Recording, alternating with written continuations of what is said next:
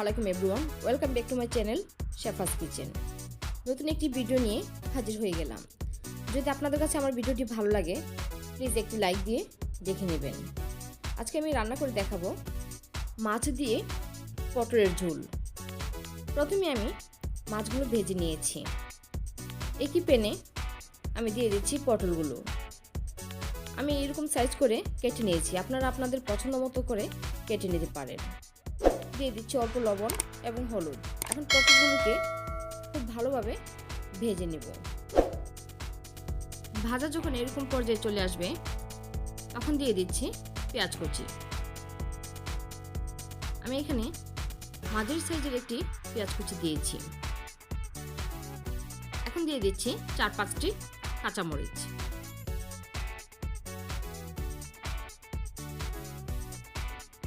আবারও নেড়ে নিচ্ছি।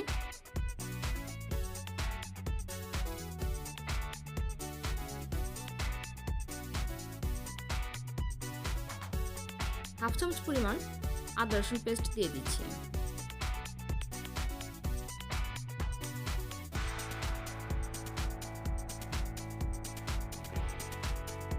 এখন দিয়ে দিচ্ছি বাকি উপকরণ।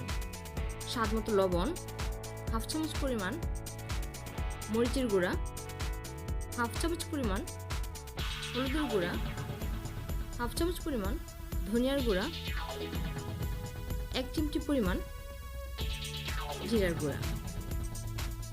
মশলার সঙ্গে আবারও কিছুক্ষণ ভেজে নিচ্ছি।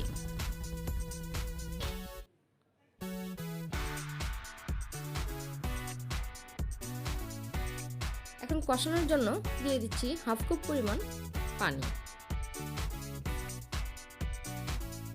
মাছগুলো দিয়ে দিচ্ছি। ঢাকনা দিয়ে ঢেকে রান্না করে নিচ্ছি 5 মিনিট সময়। 5 মিনিট পর নেড়ে দিচ্ছি।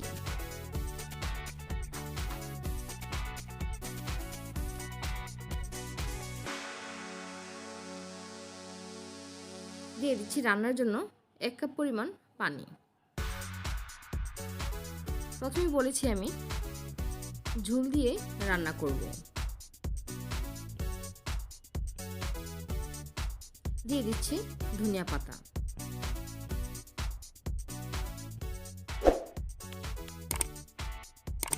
আরো কিছুক্ষণ সময় রান্না করে নেব। হয়ে এসেছে প্রায়। এখন চুলা থেকে নামিয়ে নিচ্ছি।